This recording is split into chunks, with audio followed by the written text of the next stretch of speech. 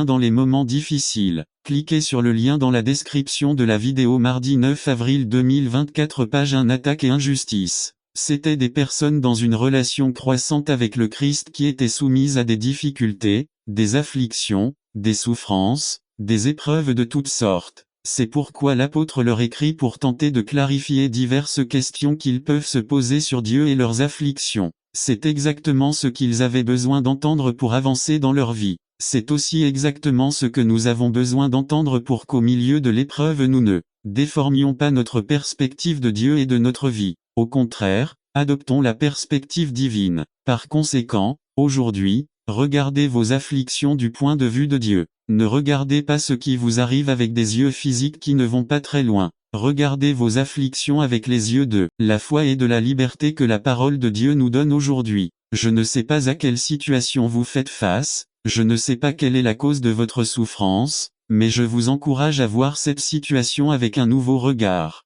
avec la perspective que Dieu vous offre aujourd'hui dans sa parole. Regardez vos afflictions du point de vue de Dieu. La première chose que nous allons considérer est ce que nous dit le verset 6 du chapitre 1. Ce dont vous vous réjouissez, bien que maintenant, pour un peu de temps, s'il le faut, vous soyez affligés dans diverses épreuves. Il est très intéressant d'en noter deux des mots que nous n'évoquons pas habituellement dans le même contexte de la vie, qui peut parler à la fois de joie et d'épreuve, souffrance, difficulté, affliction. Dans la vie de tous les jours, nous ne considérons pas que ces deux choses puissent se produire dans la même situation. Nous ne considérons pas ces deux choses, la souffrance et la joie, comme compatibles. Mais dans ce verset, le mot utilisé par l'apôtre, qui dans la version King James est traduit par réjouissez-vous, ne fait pas référence à une joie modérée, mais à une grande réjouissance, à une joie exubérante. C'est le genre de joie qui est projetée lorsqu'à la fin du film les opprimés sont libérés, ceux que l'on croyait morts apparaissent,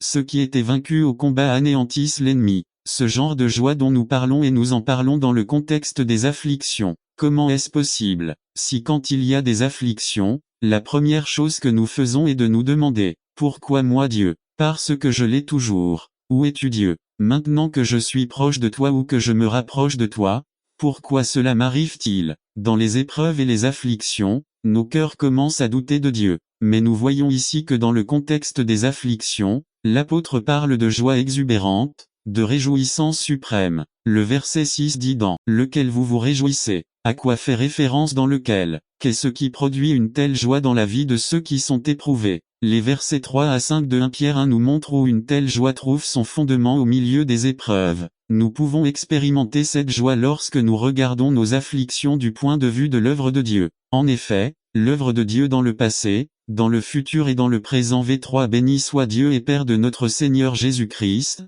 qui, selon sa grande miséricorde, nous a fait renaître à une espérance vivante par la résurrection de Jésus, Christ d'entre les morts. La première chose que nous voyons est l'œuvre de Dieu dans le passé. Dieu, par sa grande miséricorde, à travers l'œuvre de Jésus-Christ, vie, mort et résurrection, nous a donné une nouvelle vie caractérisée par une espérance vivante. Une vraie relation avec Dieu à travers Jésus-Christ, une relation croissante que nous n'avons que par sa grâce et par la puissance de l'Évangile. Jésus-Christ a achevé son œuvre en ressuscitant des morts, notre espérance est assurée. C'est quelque chose que Dieu a déjà réalisé dans le passé. V4 pour un héritage incorruptible, sans souillure et qui ne se flétrit pas, qui vous est réservé dans les cieux. N'attendez pas qu'il soit trop tard. Devenez membre de la chaîne Today et bénéficiez de réconfort et de soutien dans les moments difficiles. Cliquez sur le lien dans la description de la vidéo. Mardi 9 avril 2024, page 2. Ensuite, on nous parle de l'œuvre de Dieu dans le futur. Dieu nous a fait renaître pour recevoir un héritage dans le futur, qui nous attend et est réservé au ciel. Cet héritage a certaines caractéristiques, il est incorruptible, indestructible, non contaminé, qui ne tâche pas et ne dégénère pas, et inaltérable, qui ne se flétrit pas, qui ne finit pas. Aucun héritage que nous recevons dans cette vie n'est comparable à ce qui nous attend en Christ dans le futur. Ce sera l'œuvre de Dieu dans le futur. V5 que vous êtes gardés par la puissance de Dieu par la foi, pour le salut prêt à être révélé dans les derniers temps. Dieu n'a pas seulement fait son œuvre dans le passé ou ne le fera pas seulement dans le futur. Dieu est très impliqué dans le présent. Le verset 5 nous dit que ceux qui sont en Christ, ceux qui entretiennent une relation croissante avec lui, sont soignés, gardés, protégés, rien de moins ni rien de plus. que par la puissance de Dieu pour atteindre les résultats et la promesse de l'œuvre gracieuse du Christ dans le passé, c'est-à-dire l'héritage glorieux qui attend les enfants de Dieu. Dans le présent, Dieu s'implique avec vous et moi de manière intense, déterminée et constante. Dieu ne part pas en vacances ni ne dort, ou bien son pouvoir est si limité qu'il ne peut pas prévenir vos afflictions. Dieu vous protège de manière décisive afin que vous puissiez obtenir l'héritage que Jésus-Christ vous a garanti par son œuvre de salut. Ainsi, lorsque vous voyez vos afflictions à la lumière de l'œuvre de Dieu ou du point de vue de l'œuvre de Dieu passée, présente et future, vous pouvez être joyeux parce que ce que vous vivez n'est pas en dehors du plan de Dieu, cela n'est pas sorti du plan de Dieu. Le plan de ses mains et vous pouvez avoir confiance en ce Dieu qui vous a montré son amour dans le passé, qui vous réserve de grandes merveilles et moi dans le futur et qui il est avec nous chaque jour alors que nous faisons face aux afflictions, sachant qu'il nous protège, nous garde, prend soin de nous afin que nous puissions réaliser ses promesses sûres. Regardez vos afflictions du point de vue de Dieu, du point de vue de l'œuvre de Dieu. Revenons maintenant au verset 6, dans lequel vous vous réjouissez, même si maintenant, pour un petit moment, si nécessaire, vous devrez être affligés dans diverses épreuves. Nous avons déjà clarifié où se situe la joie ou l'allégresse dans le contexte des épreuves dans l'œuvre de Dieu dans le passé, le présent et le futur notre espérance vivante, mais ce verset nous parle maintenant d'une autre réalité à laquelle nous sommes également confrontés et qui affecte notre perspective sur la vie, l'affliction, la souffrance, les épreuves. On nous dit que les épreuves nous affligent, qu'elles provoquent de la douleur, que la souffrance est réelle. Le christianisme ne consiste pas à prétendre que la souffrance n'est pas réelle. Dieu n'a pas promis que nous ne souffririons pas dans cette vie. Au contraire, il prévoyait que ce serait une réalité commune et quotidienne. Être chrétien ne signifie pas que vous êtes exempt de souffrance. Ce que la foi chrétienne nous offre, c'est une nouvelle interprétation de la souffrance et une force spirituelle pour la supporter et en tirer profit. Ce verset clarifie également quelque chose pour un petit moment. Cette souffrance ou affliction est, du point de vue biblique, brève. Bref, Nachito souffre depuis 56 ans. Peut-être avez-vous été mis à rude épreuve pendant des années et des années. Mais Pierre dit, le temps d'affliction est bref. Le temps est peu ou le temps est bref quand on le compare à l'éternité, quand on le compare à l'héritage incorruptible, intact et qui ne se décolore pas. Quand on voit ces afflictions à la lumière de l'éternité promise aux enfants de Dieu, ces 80 années de notre vie sont un soupir, un bref répit, un clin d'œil. Cette douleur, cette affliction, cette souffrance réelle, n'est pas éternelle, elle n'est que pour un petit temps vu du point de vue de l'éternité. Il y a autre chose, le verset dit si nécessaire, qui décide s'il est nécessaire ou non de souffrir. Satan, les autres, qui? La réponse de la Bible entière et en particulier de l'épître de Pierre est n'attendez pas qu'il soit trop tard. Devenez membre de la chaîne Today et bénéficiez de réconfort et de soutien dans les moments difficiles. Cliquez sur le lien dans la description de la vidéo mardi 9 avril 2024 page 3. Dieu est celui qui décide quand il est nécessaire que nous souffrions ou non. Cela ne veut pas dire que nous serons tous testés de la même manière, mais cela veut dire que Dieu est celui qui a tout cela sous son contrôle et parfois, il voit nécessaire d'utiliser les afflictions pendant un petit moment dans un but qui transcende notre compréhension.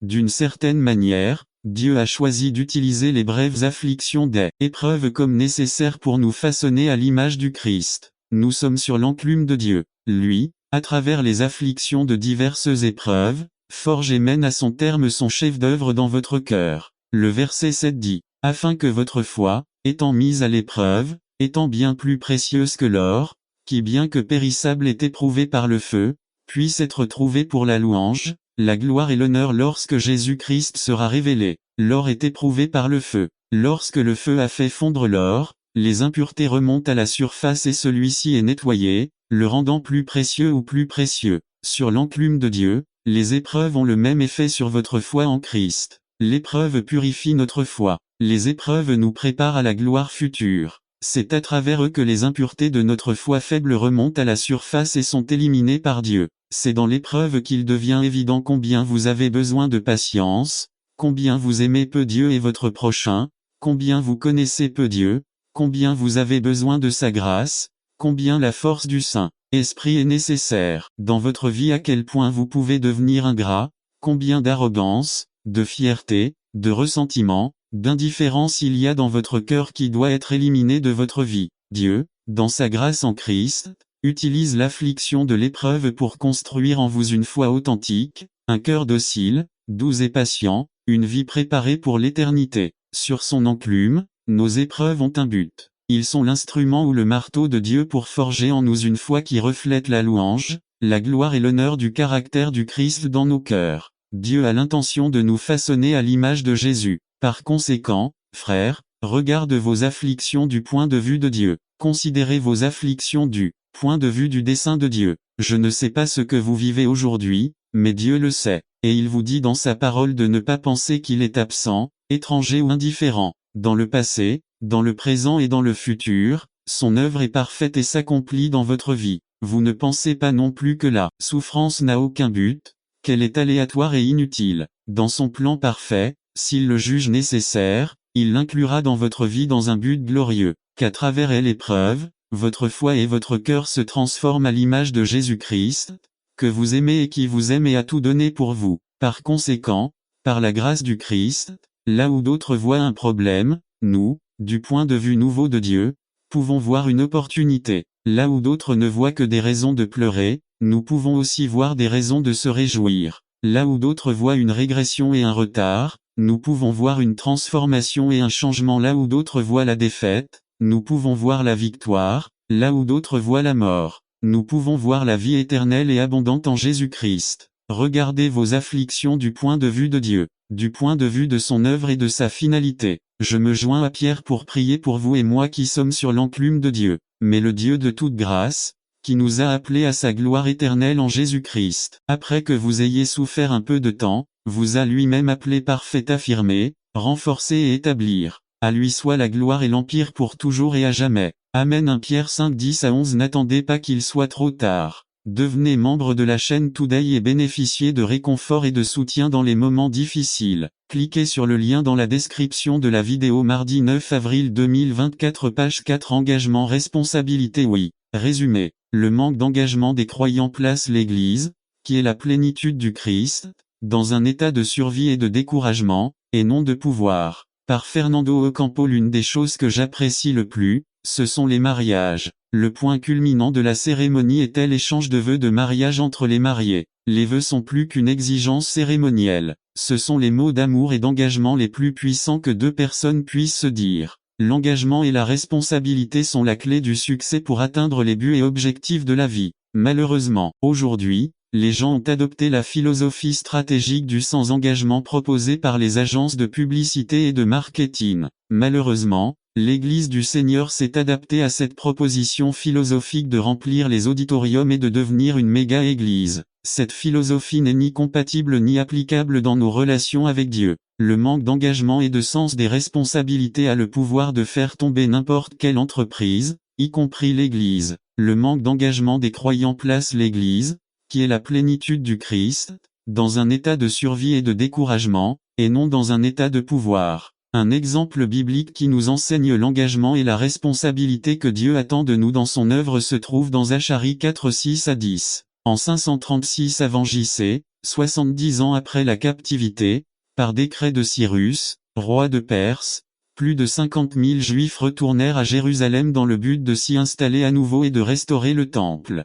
Selon Esdras 3 8-13, 2 ans après leur arrivée, Zorobabel le gouverneur, Josué le grand prêtre, Esdras le scribe et les anciens posèrent les fondations du temple. Mais bientôt les travaux s'arrêtèrent pendant 2 ans. Un groupe identifié comme étant les ennemis de Juda a soudoyé certains fonctionnaires du gouvernement et a envoyé au roi Artaxerxès une lettre contenant des accusations contre ceux qui construisaient. À la lecture de cette lettre, le roi Artaxerxès publia un décret pour arrêter les travaux. Ce décret fut annulé 6 ans plus tard par le roi Darius. C'est là qu'apparaissent sur scène 2 prophètes, Agé et Zacharie, les prophètes de la restauration, qui proclament un message puissant qui s'adresse à Zorobabel, au grand prêtre Josué et aux quelques personnes qui ont réalisé l'œuvre de reconstruction. Comment rompre avec l'apathie et la négligence envers l'œuvre de Dieu? Le message prophétique traite des 2 grands obstacles qui ont empêché la reconstruction. 1. Découragement au moment où Darius confirma le décret donné par Cyrus de poursuivre le travail de reconstruction. Un changement s'était opéré dans l'attitude du peuple. Ils étaient tellement découragés qu'ils commençaient à penser que tous ces obstacles étaient des indications que Dieu n'était pas avec eux, et donc cela ne valait pas la peine de continuer à essayer. Le découragement produisit de la frustration chez Zorobabel lorsqu'il vit à l'inutilité de ses efforts de tant d'années pour reconstruire le temple du Seigneur. Et comment ne pas les décourager si les murs de Jérusalem étaient démolis et si l'insécurité était perçue partout? Un autre facteur était les obstacles. Le principal obstacle venait de ceux du peuple qui commençaient à critiquer et à faire des comparaisons entre le temple de Salomon et le deuxième temple en construction. Il n'y a rien de plus décourageant que des commentaires négatifs. N'attendez pas qu'il soit trop tard. Devenez membre de la chaîne Today et bénéficiez de réconfort et de soutien dans les moments difficiles. Cliquez sur le lien dans la description de la vidéo. Mar 9 avril 2024 page 1. Le découragement est un sédatif mortel qui engourdit l'avancement du royaume de Dieu. C'est le découragement qui a poussé les deux disciples que le Seigneur avait approchés sur le chemin d'Emmaüs à retourner à leur travail quotidien. Qu'a fait Dieu pour surmonter le découragement? Actes 1,14 dit. Et l'Éternel inquiéta tellement Zorobabel, fils de Shealtiel, gouverneur de Juda, et le grand prêtre Josué, fils de Jehozada, et tout le reste du peuple, qu'ils vinrent et se mirent à travailler dans la maison de ton Dieu, le Seigneur Tout-Puissant. Leur mission n'était pas seulement de poser les fondations, mais aussi de terminer la construction. Dieu encourage les gens à aller de l'avant, puisque tous ces obstacles, comme une grande montagne, seraient réduits à néant, comme une plaine. Par ces paroles, Dieu donne à son peuple un sentiment de sécurité et l'encourage à aller de l'avant. À quand remonte la dernière fois que Dieu vous a dérangé? Dieu construit un temple, non pas de pierre, mais de vie. Vous et moi sommes ces pierres vivantes que Dieu importune pour son service car Dieu a décidé de construire avec nous cette maison spirituelle qu'est l'église de Bethel. Dieu a posé les yeux sur nous pour nous aider. Aimez Dieu par-dessus tout ou n'importe qui, aimez,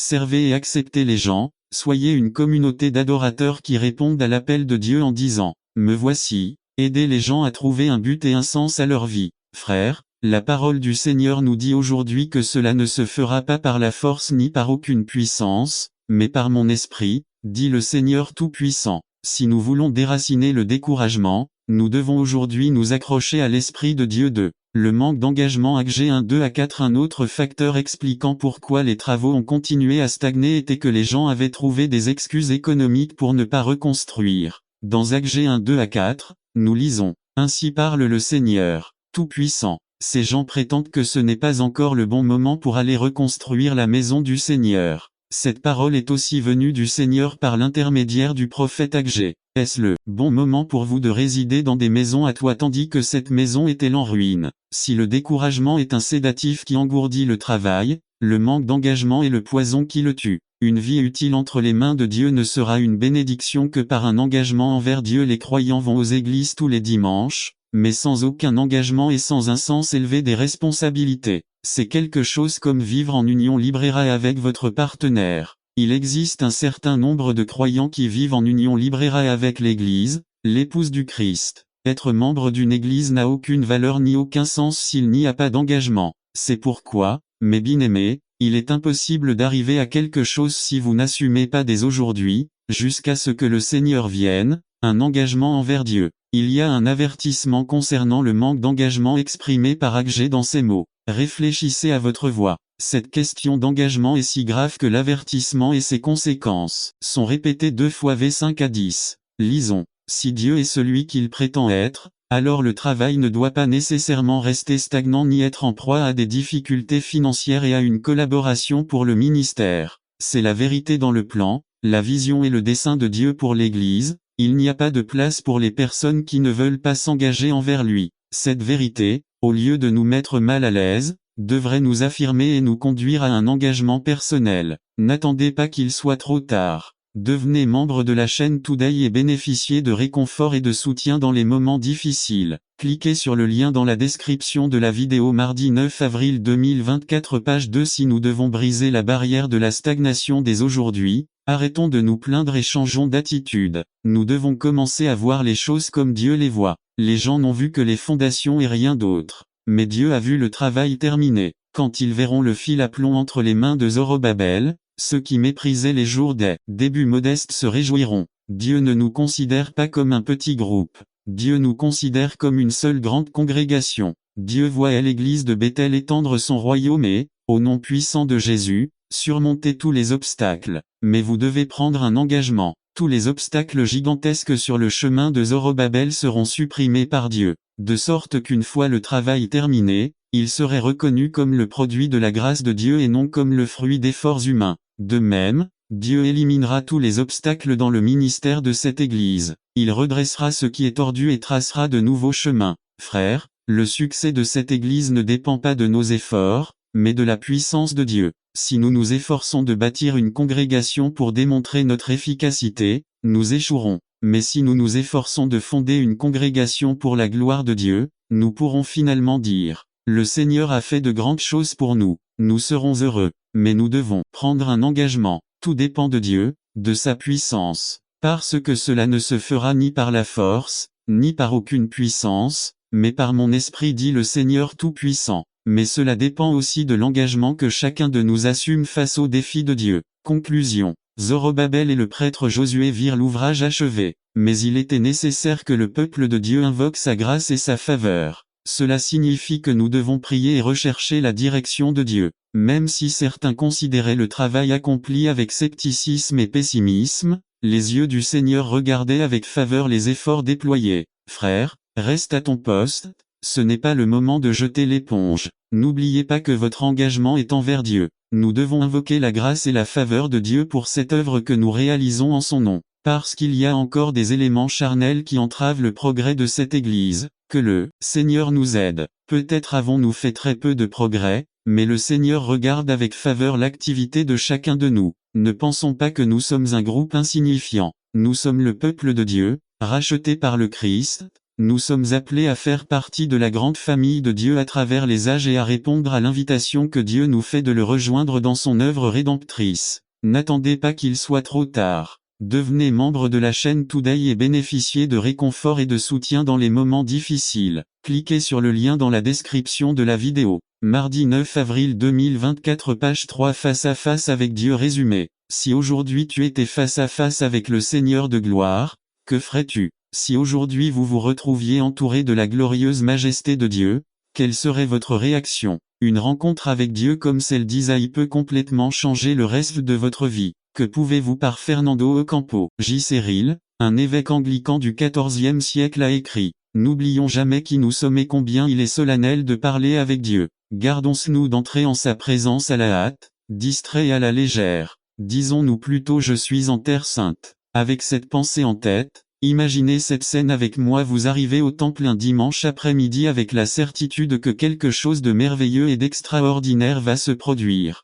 Il entre dans le temple avec une seule attente: rencontrer Dieu. En franchissant la porte du sanctuaire, vous êtes captivé par une vision que vous-même ne pouvez pas comprendre. Au centre se trouve un trône élevé sur lequel Dieu est assis. La gloire radieuse du Seigneur vous captive alors qu'elle remplit tout cet auditorium. Émerveillé par tant de beauté, vous en devenez paralysé. Alors que vous essayez de discerner s'il s'agit d'un rêve ou d'une réalité, votre être tout entier frémit en entendant le chant angélique le plus sublime que vous ayez jamais entendu. Chantez le dernier couplet de l'hymne Saint, Saint, Saint. Lisons Ésaïe 6:1 à 13. Si aujourd'hui vous étiez face à face avec le Seigneur de gloire, que feriez-vous? Si aujourd'hui vous vous retrouviez entouré de la glorieuse majesté de Dieu, quelle serait votre réaction? Une rencontre avec Dieu comme celle d'Isaïe peut complètement changer le reste de votre vie. Que pouvez-vous attendre de votre rencontre avec Dieu? 1. Dieu se révélera.